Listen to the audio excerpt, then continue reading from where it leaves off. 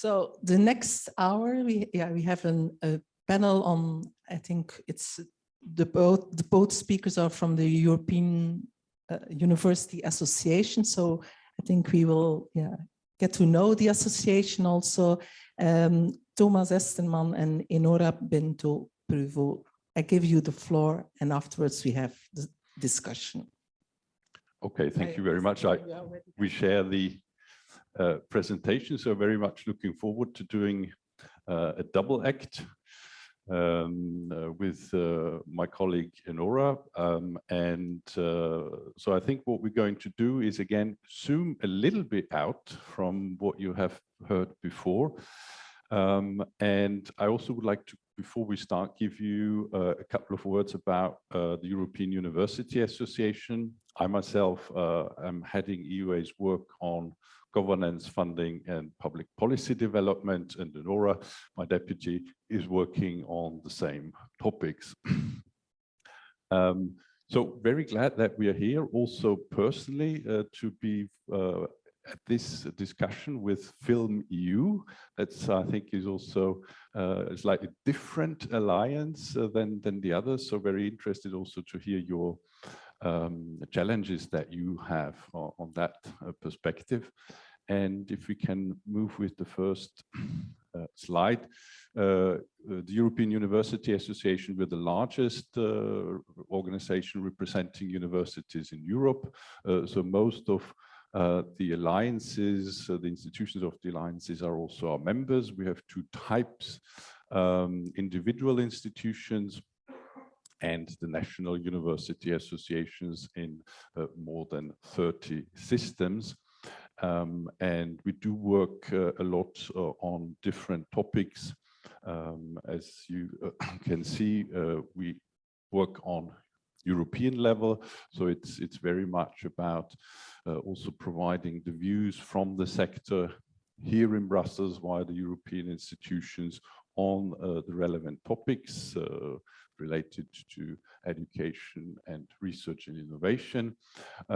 We are also trying to obviously drive the main policy areas. So that has been, if you're looking at years ago, the Bologna process, the European higher education area, the European research area, and many of the topics that you're actually discussing, the mobility, joint degrees, have already been discussed in several of these fora, and with the European alliances have also gotten a new push. So there's also a topic that we are talking very much with our members, and we're also trying to bring a sort of the communication between the policymakers at European level, at national level, and our institutions together.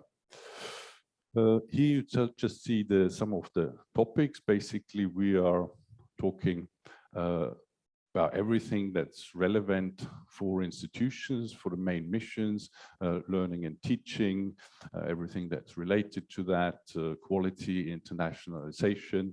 We're also looking at the whole research and innovation mission of institution, doctoral education, and everything that's related to the framework discussions. So that's our core topic that Enora and I cover: funding, governance of institutions, the autonomy of institutions, and then around that, all sorts of different topics.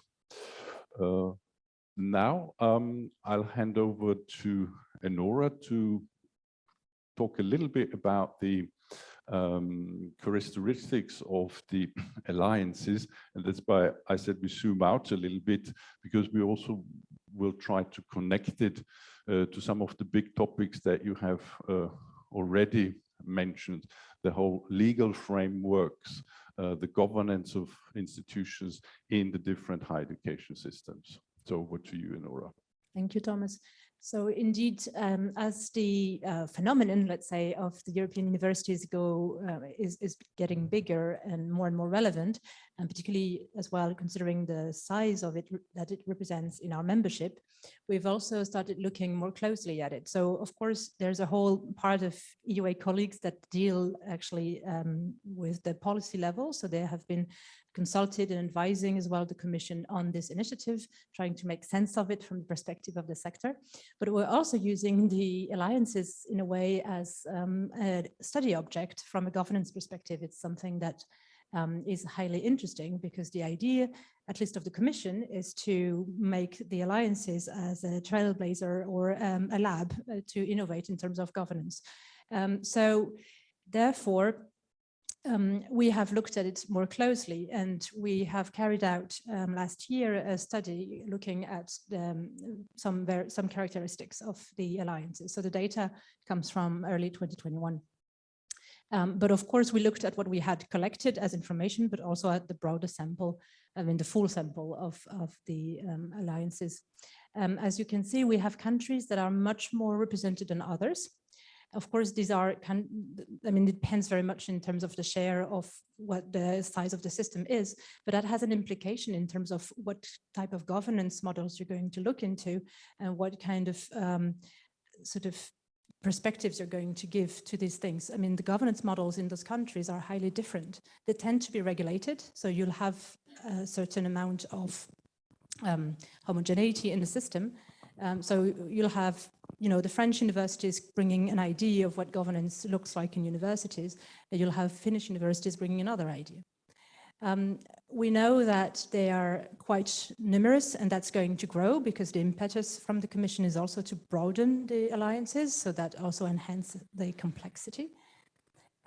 They also have diverse ways of including students, and therefore, generally speaking, they have different governance and financial frameworks at the system level. You can move to the next one, please. There's some issues with the slides, but you'll get the proper version afterwards for sure.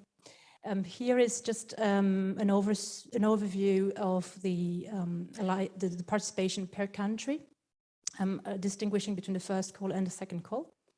So again, the influence, let's say, of French, German, Spanish, or Italian universities is, of course, high in terms of how we address those questions. This is a visual from the Commission that is now quite outdated, but you know this very well. But as you know, the 2022 call was just closed last month, and there has been 21 applications received for the first lot, which was the lot on deepening the currently existing collaborations. And we had 31 applications on the new alliances. So again, we're getting closer to that ambition that the European Commission has to really reach critical mass in the system. We expect the next year there should be a similar call, split probably into 2 lots again, so allowing the second wave collaborations to go into that deepening phase. So I was anticipating on this a little bit, but the idea was that we started looking at the institutional partnerships, so the international cross-institutional partnerships across Europe for universities. And we, as EUA, took a specific approach to look at these, including the EUI, so including the alliances, but not only, because we believe as well that there's a lot to learn from other collaborations, and that was already mentioned before in terms of models as well. So we carried out that research from the first survey plus additional data collection that we collected afterwards.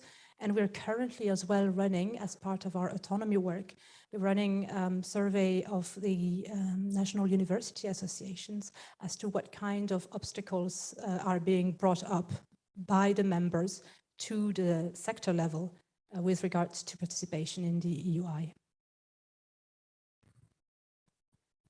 So in the paper we published last year, we looked at the sustainability of the current governance arrangements, the fitness for purpose between the ambitious vision that the alliances carry and how that can be transferred into long-term collaboration mechanisms.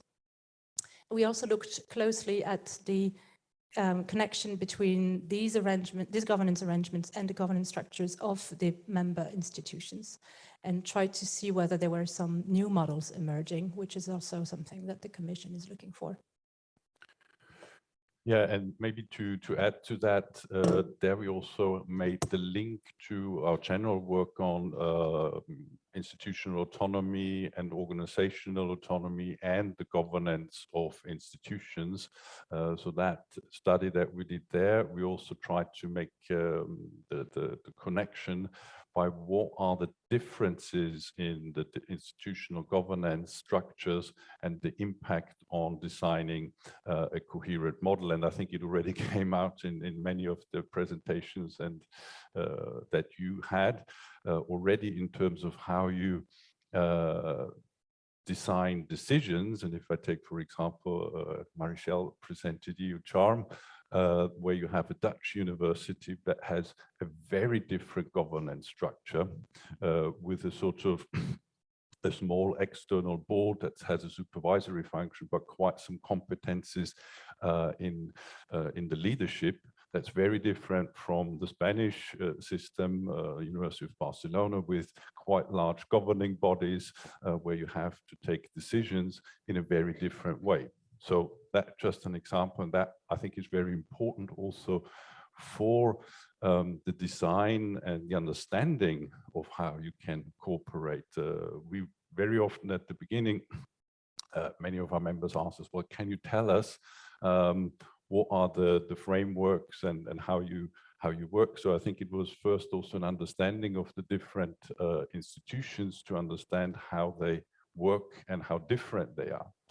And from this more zoom-in study, we found a sort of, despite the differences of the different alliances in the governance model, nevertheless quite a strong coherence of how this is set up. And I think that's maybe not a big surprise. You find very often a layer that's the sort of strategic development and oversight, can have different names, but there this is called also a governing board or an assembly, but there you usually have in there the leadership of the institutions. They only meet several times a year, so they also give the vision, the strategic direction, and I would say very often also the motivation to the project. Then you have a second layer, which is steering and coordination. So it's almost like a steering committee. There you already have slightly different people involved, very often vice rectors, but also can be people, international offices, and coming from different parts of the institution. So there already a bit of a variation in who's in there. And there is already a different layer of giving between strategic and coordination, because coordination is a very complex topic, and that is also then the layer, the link to the institution, to the alliance, very often in there. Then we have usually a third layer, which is between management and implementation. And there you can also see very often the challenge between separating between a project logic and a project coordination, and what is the long-term vision and implementation of the institution. And there also it comes together where you have a project implementation team or a project management team, which would be more the project logic. Then you have the Secretary General with an office, which is more the long-term logic. Here they come together. And then you have very often other bodies, either including students with the student council, and this council feeds into sometimes into the different bodies where you have students involved in either all layers, but it can also be a very specific body. Then you have advisory boards or local groups that also give advice. If you can move to the next. So here, just zooming on student involvement in governance, you can see, no surprise, they're very often involved, of course, because it was a project criterion to involve them. But again, how they are involved differs, so they can be either in the top bodies or in all bodies, or just in some of them. And if you move to the next slide, please, yeah. The external members in the governance also different. They can come either through the project logic, the Erasmus project logic, where they would have very often the quality assurance aspect. So you have external members, they ensure that the project that goes to what has been promised, or you have it as a sort of advisory board, the function where then people would give advice on the long-term strategic achievement of the goals that you have set up. Or there is another type that can exist where you have local groups or people that are sort of have an expertise in the topical area of the alliance or the relation to that. So for example, one of the alliances, I think it's unique, where they deal with the post-industrial cities. So it's the local councils or the city councils are involved. So there's a connection also to the topic of the alliance. And yeah, now the plan was to show some examples, but you've already seen some. But I think we can make some more general comments on that, Enora, before we go into some of the key findings. Yes, we had the Una Europa, but you've clearly seen that this morning. I think next is the FilmEU organigram. But what we wanted to show is the diversity and also the connection to whether or not you have a legal entity and how that might, well, facilitate some things, but also complexify some of the arrangements. I mean, Aurora here is an example of a pre-existing initiative that got sort of poured into the model of the Alliance, where you have 9 universities. It's a rather flat structure, actually, with a unique core body, which is the board committee, which is at the level of the executive leadership. And I believe that you have students there too. And that what they did here was bringing staff from the pre-existing governance structure of the network, the Aurora network, into the EUI, and that can be perhaps contrasted to the next one, which is, okay, FilmEU. The only difference here is that we added your work packages to also show the complexity, or the fact that you have of course, the education and the research dimensions there. And I thought, actually, I really liked the visual, because it does show this blue and red, this permanent structure, not versus, but kind of accommodating the project logic. And this is a tension that is clearly not solved everywhere.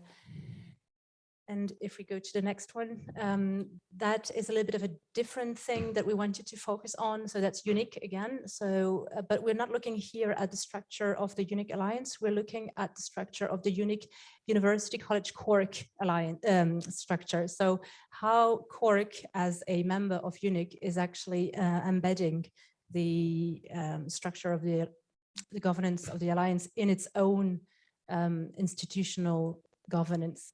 And it gives a little bit of sense of the breadth of the engagement within the university. So who is actually involved in the university in dealing with the alliance? And you actually have, that's from last year, 50 plus staff who were formally involved in the governance of the alliance in Cork. So that's an interesting sort of pyramid of more and more people being involved.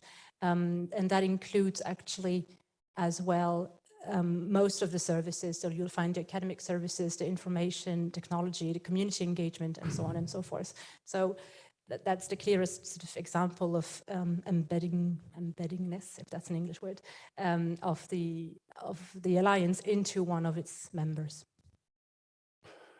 Yeah, and then to some of the challenges that we've extracted, again, I mean, you all heard that already before in detail. So again, we want to zoom out a little bit and show what are the challenges that you encounter in more the technical terms, but also what are the long-term challenges. So the first one is clear.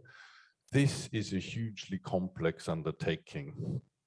And I think that might have been underestimated at the beginning when launching into this initiative, that this is actually what we would see very close to the challenges that we have identified in our work on institutional mergers and stronger corporations, that this is an engagement of the whole institutions. Everything that you look at into is complex, as we have identified with the merger, although you're not engaging in a merger, and that was also very clear, as we've heard before.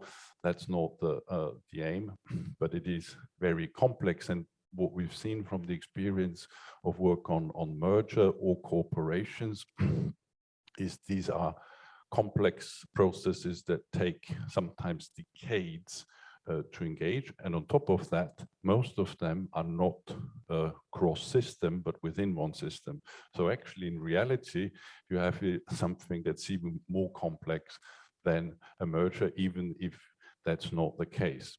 And with this complexity comes also the question of sustainability, and there's a high cost attached to that, and we will zoom in a little bit later on this one, because that's a major challenge, and it links also to the institutional perspective, the differences of how they're governed, who has a say on the funding and the finances.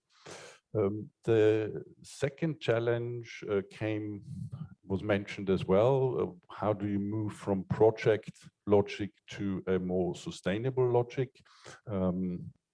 At the moment, the institutions do this in parallel.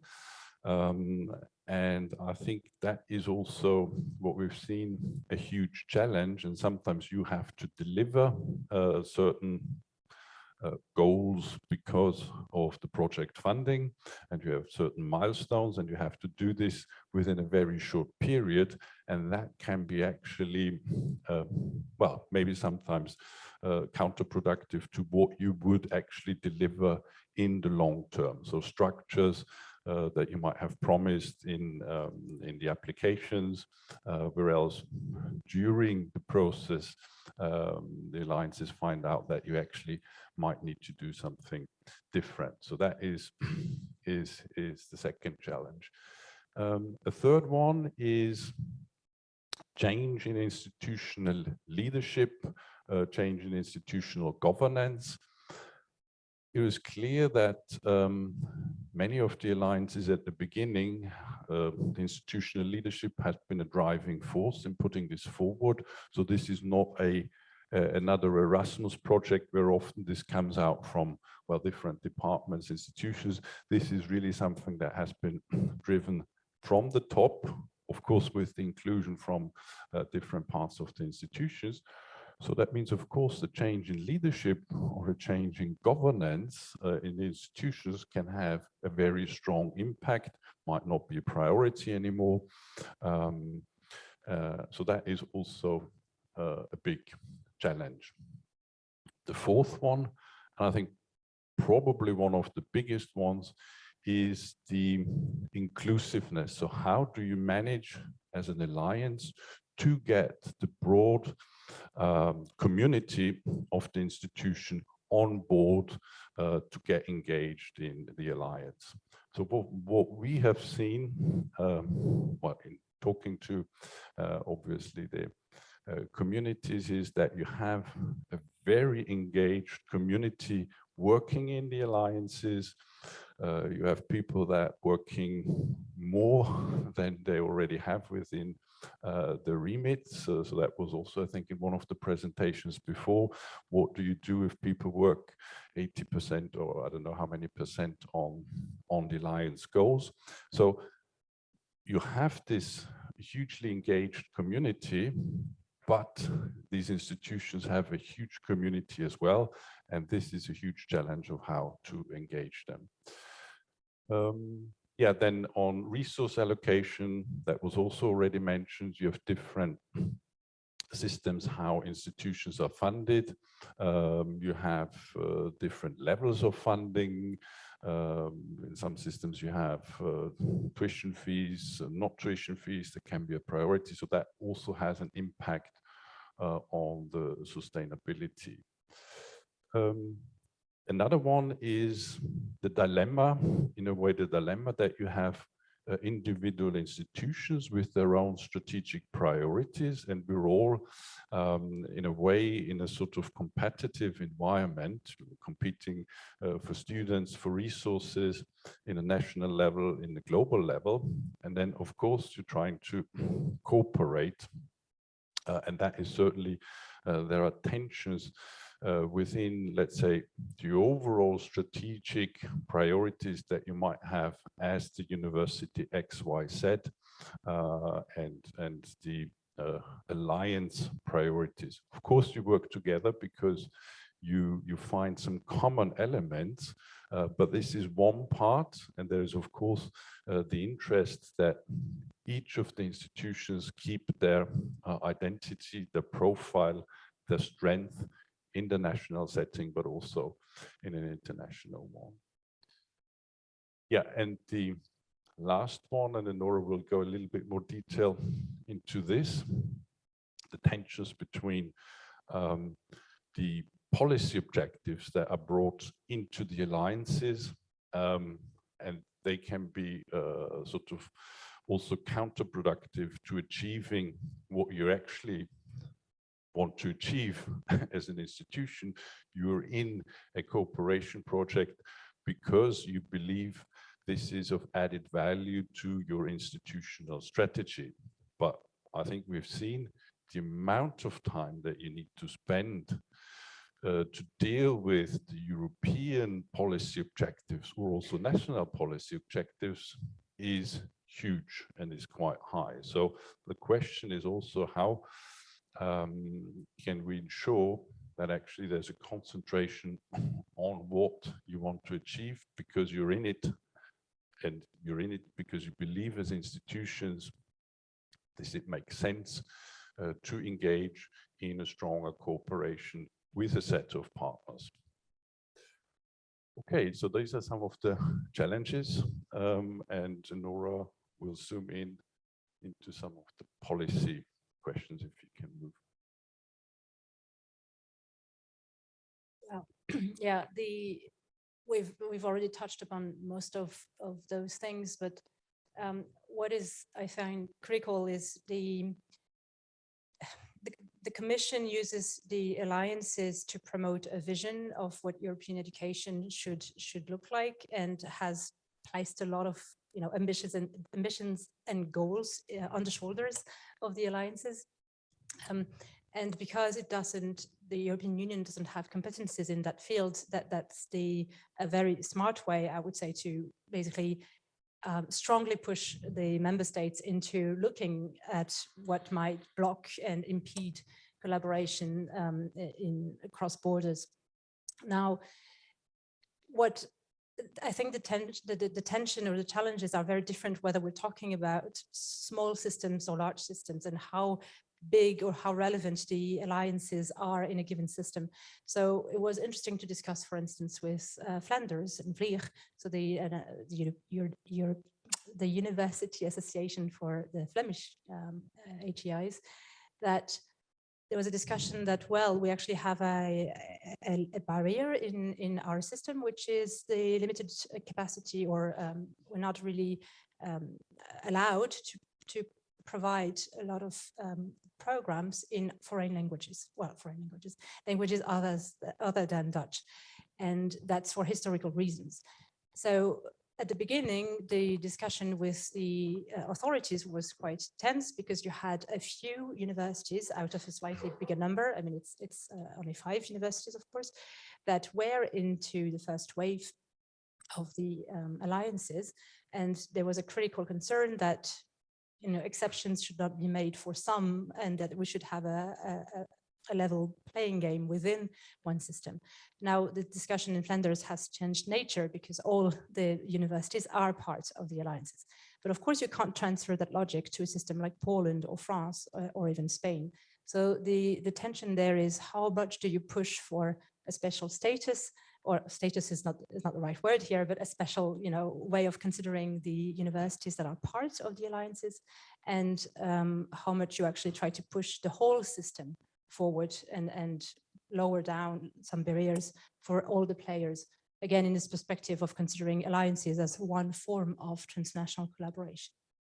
So that's a little bit what I wanted to add, because the rest we've already discussed. There's, of course, the question with how that links to the regulatory framework at home, and whether it's realistic to expect that, you know, deep transversal changes can be implemented in response to that particular initiative. We are currently updating our university autonomy scorecard, looking at 36 higher education systems in Europe. And over the last 5 years, we don't see major pushes towards more autonomy in academic matters, for instance. We do see pushes towards institutional quality assurance mechanisms, of course, for instance, but it's extremely slow, it's extremely painful, and there's no big breakthrough on that side. So we try to keep a sort of down-to-earth approach on that aspect.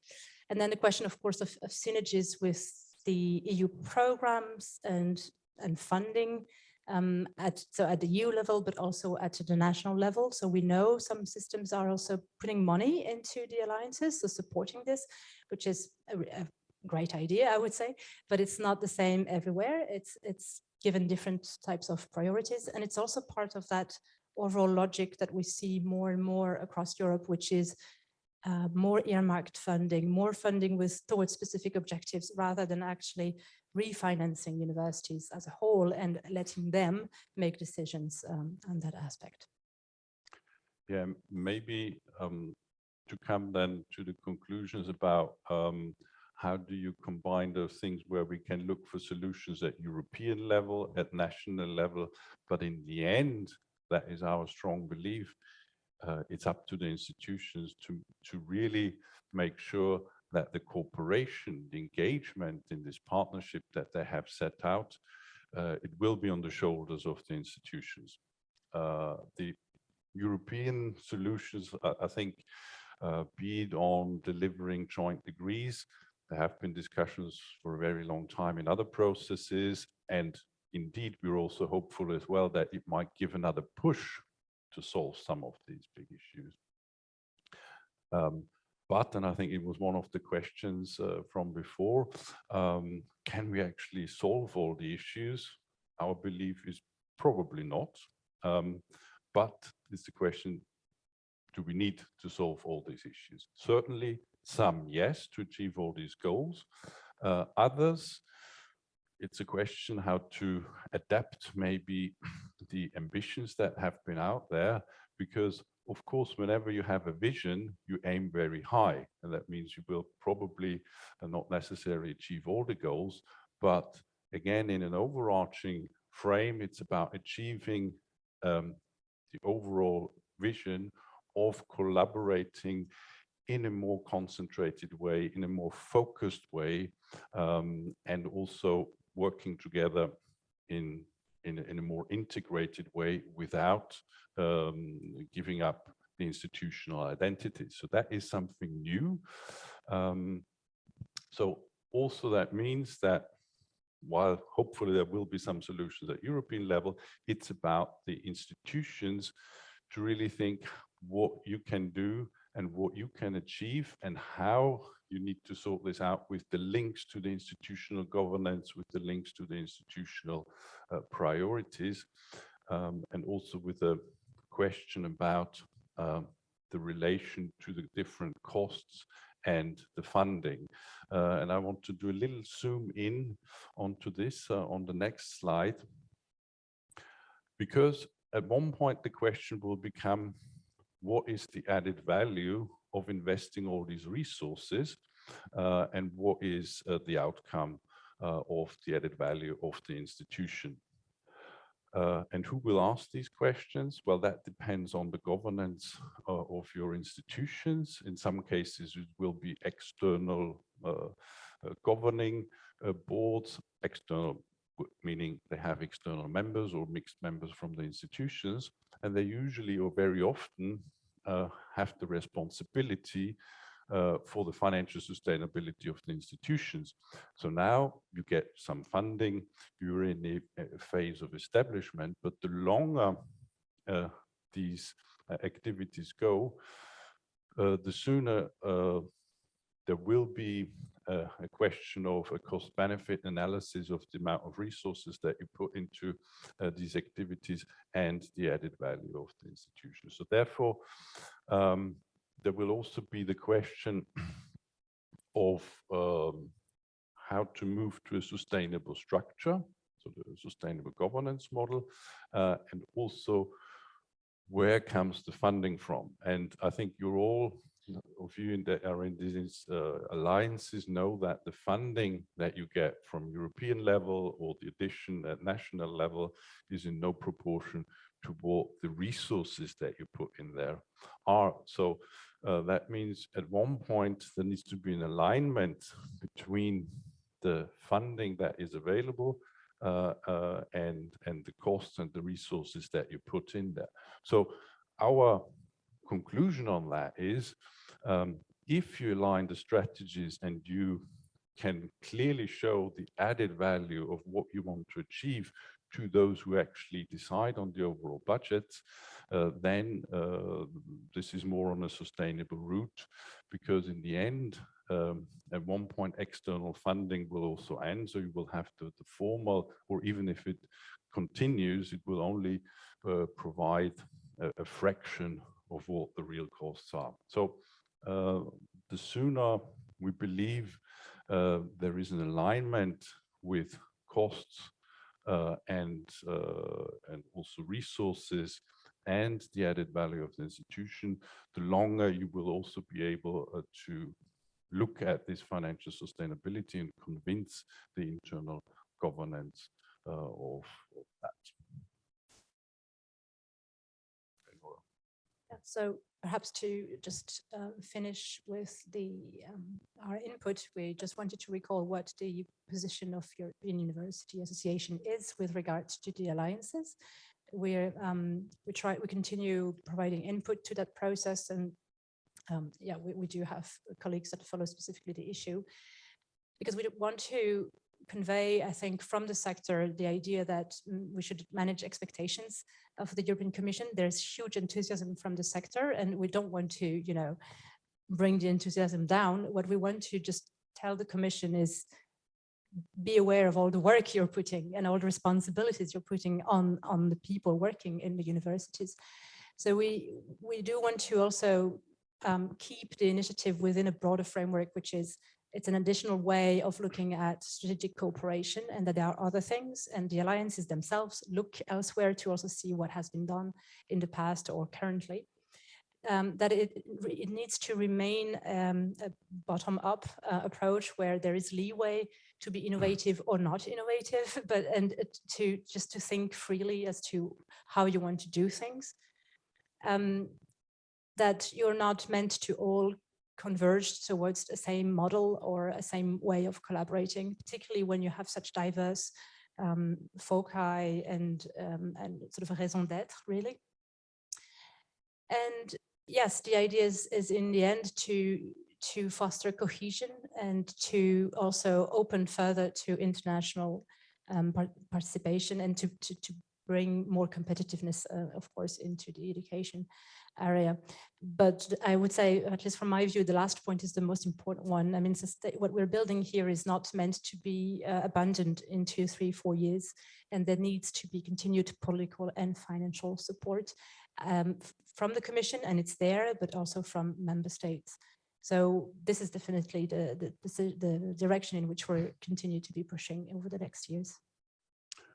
Okay, that's what we wanted to share, and we're happy to have a discussion now. Thank you. It has been a long day already, and we have discussed many topics, but I have 3 questions. So you did this data collection of all European universities, and I was wondering, did you do the data collection among the universities that are member of the association, or was it a general call to all the alliances? That was the question, because I was triggered by your example from Flanders. I, of course, know it very well. You were talking about 5 universities. There are 13 university colleges of applied science and arts. And this is a struggle we are now also in. These data, do they also show results from alliances that have many university colleges of applied arts and science, applied science and arts? So there's actually several data collection rounds in there. First there was a survey which was sent to EUA member institutions. And from there we collected input from 20 different alliances at a time. But what we're also doing is talking to the university associations. And so therefore, depending on their own membership, you'll have more or less feedback from the different types of higher education institutions. So I would say that partially represents views as well from HEIs that are not per se universities, or at least that are not directly our members. We also have universities of applied sciences as members in EUA, depending on the cases. Yes. I didn't know that. So, the second question was, you mentioned, Thomas, that the data or the governance structure also is related sometimes to the connection to the topic. You were referring to, I think was UNIC. Were there other correlations, like for instance, with the size of a European alliance? Is it a different structure, a governance structure, if the alliance has more members? Or also, and there was something also with the co-financing of the European alliance. Is there a relation in the data? Well, I think there are again 2 aspects. What I referred to is the governance of the individual institutions and how this is diverse. So there we have an overview that of what Enora mentioned, our data collection, where we collect system data on the governance of how different systems set this out, and that there is a huge diversity. And the one example that we showed, zooming into the governance of the alliance within an institution, shows that you need to relate within the institution to the institutional governance. So in the example of UNIC, you had the president, then all sorts of other levels. But what we actually found, that there's not often a formal involvement of the governing bodies of the institutions. So very often that's the link through the leadership that they then have them, but there's no necessarily formal involvement of whatever the governing body would be, a senate or a board. So that is one question, and I think there that clearly must be a difference. I mean, we haven't looked into all those details in detail, but there's clearly must be a difference according to the size of institution, but also the legal framework. Do you have dual governance structures? Do you have a unitary structure? Or I believe also in the case of FilmEU, I mean, within your university, you present a very specific part of the institution, and that is clearly different than a comprehensive university where you have the whole university with the whole strategic priority in an eye. So if you zoom into detail, you will certainly find quite some diversity, I would say. And so now in this, the first cycle and the second cycle, European alliances, they co-created this optimal governance structure. So the next round is now this enlargement. And your opinion, do you expect problems there? Because then these new members need to fit in something that is already designed. Is that, that's not a real, so then the second, in the extra partners, should they be selected that they are fitting in this structure? Well, maybe take 2 takes on that.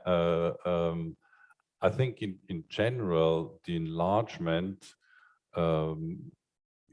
depends on how these new members come into it, but from our perspective, something that is already very complex, of having different systems involved with different governance structures. So an enlargement per se is certainly an additional challenge. And then particularly as, well, if you say, okay, we have a finished project and we add partners and they sign up to that, that's maybe a different issue. But clearly, I think you need to, well, you have an additional challenge by getting them on board because they also need to sign up. You might have another system where they have, again, an additional challenge in more the technical details. I think that's more that rather than the big strategic question, because if they sign up, I guess they sign up to what you actually already set out.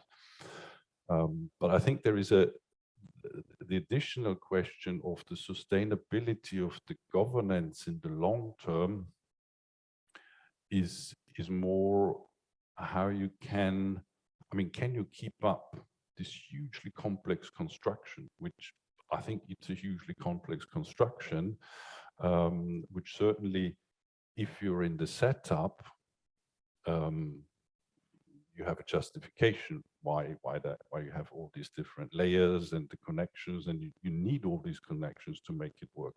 But looking to 10, 15 years, is this a structure that you think is the structure for keeping something running that you have established? Once you have established several programs, once you have established the mobility, once you have established certain things, or would you need something that is actually much more simple and at the same time guarantees the link to the strategic priorities of its institutions? We haven't the solution either, but Enora.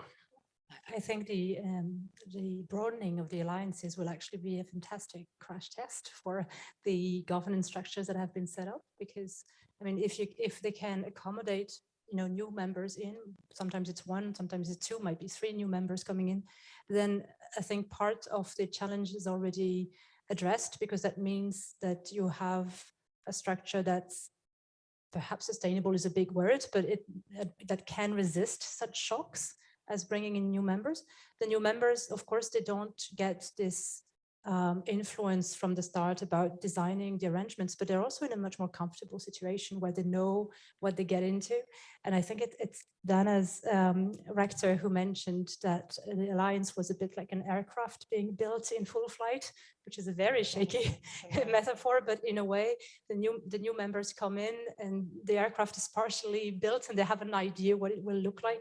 So I think it will be extremely interesting what happens roughly in, let's say, 18 months to 24 months when the new members are in fully, and maybe then you have a better idea of your governance structure's resistance, let's say. Thank you. Are there other questions? Manuel.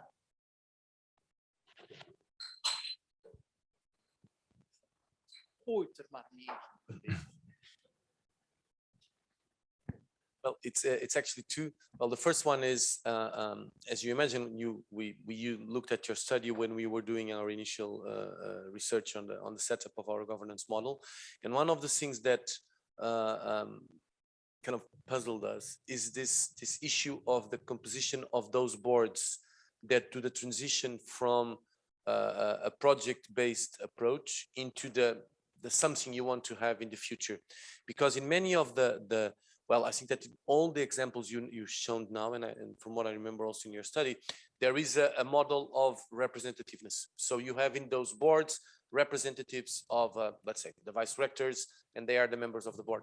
My question is, did you find, were there any exceptions to that? Because, for instance, we don't have that.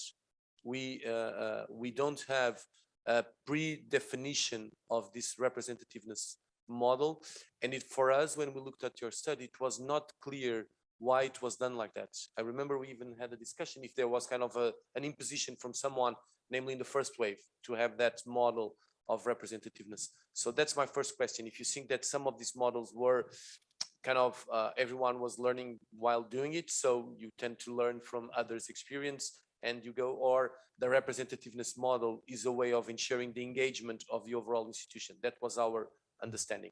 My second question has to do with the sustainability of the governance that you've mentioned, because the funding that we are talking about is not that big. So the figures that are known for first wave and second wave, and now for the next period, are actually almost ridiculous if you only look at this as a source of funding.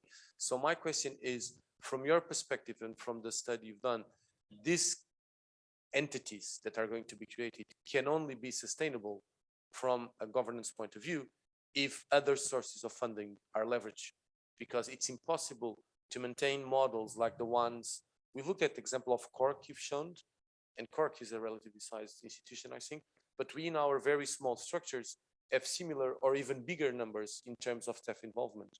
So it's not sustainable to do that. So that's my question. Basically, what was that? Because you didn't mention that in the conclusions. That Shall I go first? Okay. Well, on the first question, maybe Enora, you correct me if I understood this correct. When you mentioned the representative governance, so that would be the type that we show where you have the general sort of on the top a board, which sort of is the top leadership, and that's more for the long-term vision and etc. And then you have the second layer, and then a third layer which mixes sort of different project and representation. I mean, we looked at 20 alliances, so that means indeed there could be other models that we haven't looked at. And if you look into the details, you find a degree of variation. But what we found is that you have, on the one hand, systems set up where you would, the usual Erasmus project logic, you have a steering committee, usually represented different people of the partners, and then you have someone who's implementing the project. And here you have something where you combine sort of these different things either in the same bodies, or you do have then it's a mix between the governance and the management, and this is a little bit what we think is fluid, but I'm not sure if that answered the questions correctly. Maybe you've understood it in a different way, Nora. Just thinking in terms of the governance bodies and who sits in them. There's also the question of whether there is a legal entity or not, because when you are into an ISBL or like, what are they called again? Those ones that are based in Heidelberg, they have a German association status.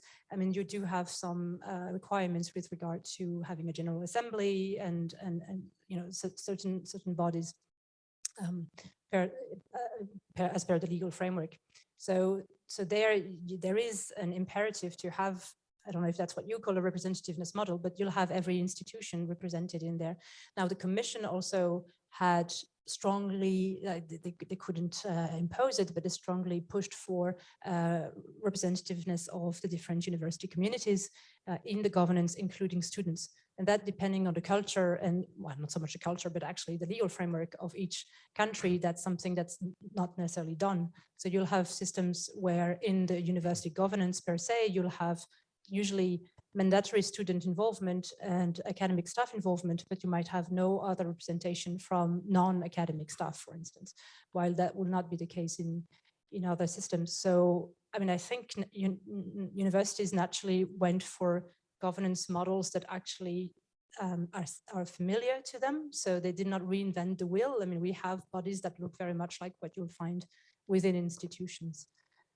I think that was the first question. I can't remember the second one now. Well, the second one was on the financial sustainability, and I think that very much underlines, as you said, the funding that you receive at European level and maybe also at national level is actually very small in relation to the resources that include, and that is something that we have seen. There's also another study that's coming out where we have also been involved as experts to provide some support and feedback to that, where they were also asked to look at the financial sustainability and who should fund these things. And what they state as well, there is little relation between the real costs of these activities and the funding that is achieved. So even if you would double the funding you get from Erasmus and additional funds from Horizon, it would still be relatively small in relation to the costs. Equally at national level, I mean, the support that institutions get ranges from 0 to a couple of €100,000, but which is again, if you look at it for 3 years, I mean, this is very small. So that's why our conclusion is, in the long term, the institution needs to continue to provide the resources from their own budgets. And that's why in the long term, those who also are there in terms either in a supervisory function or that having the responsibility of the financial sustainability will ask the question, is this activity, are the resources that we spend on this, well, are they in line with what we want to achieve? So there will be at one point a link with the added value of what you achieve through this activity and the connection to the costs. And hence, it is in the end an institutional decision by saying, yes, this is an added value, therefore we invest this amount of resources, mostly human resources, into this endeavor.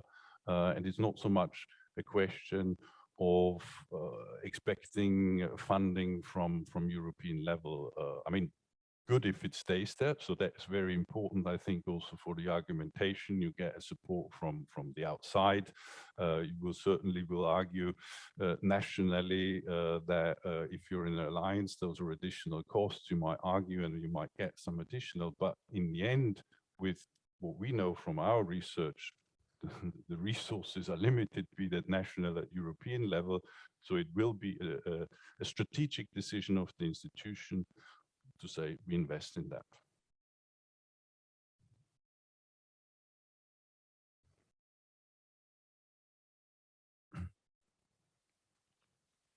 You talked about autonomy, which is also somehow related to the issue of governance and all that. What is your view about the European Alliance initiative? Will it help increase autonomy, or are there dangers somehow that it might reduce due to other constraints?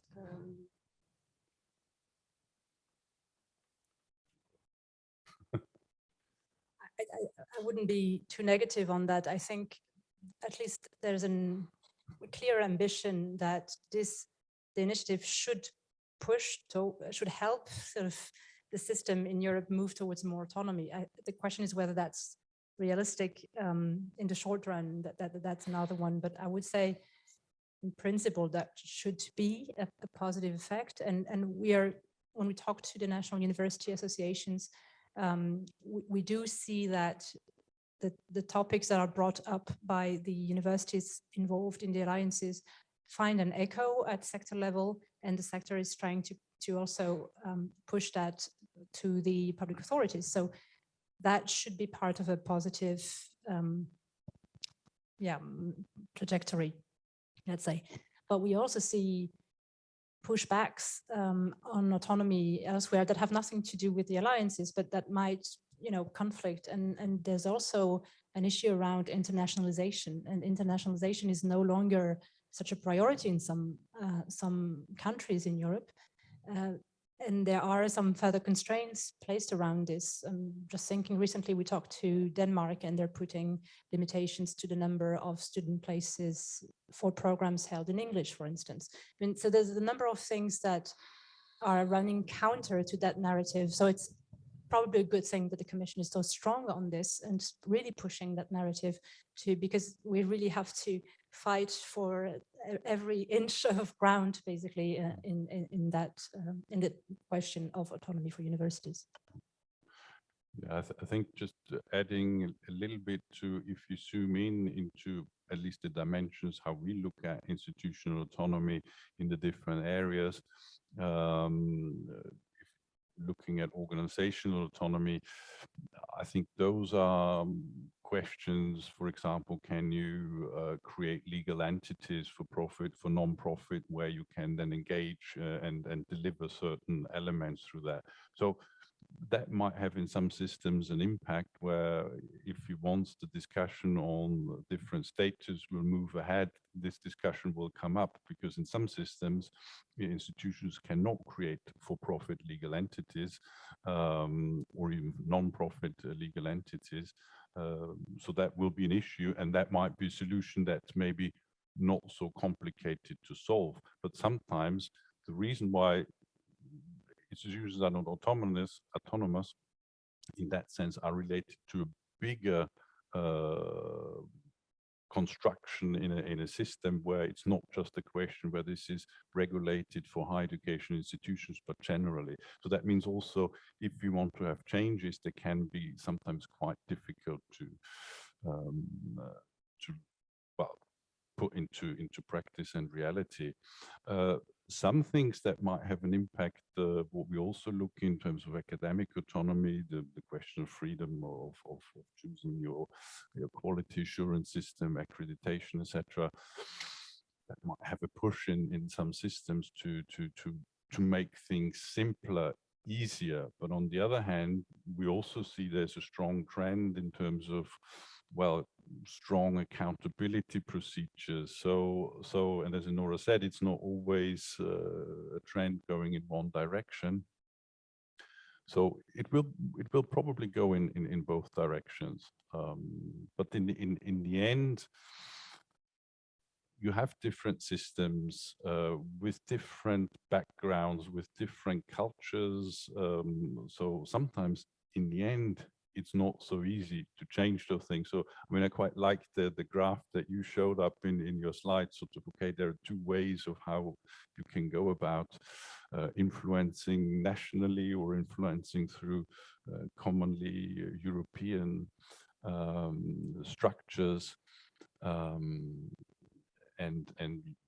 I think this common structure through the European level can achieve some elements, but in the end, at least from what we see from our work on institutional autonomy, it's a question of the national system, and if it makes sense for the national system.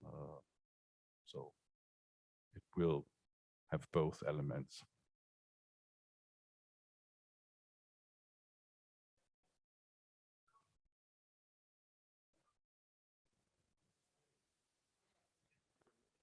Thank you very much. So that the people know, we're now going to coffee time. We have to go up and down again for the last session.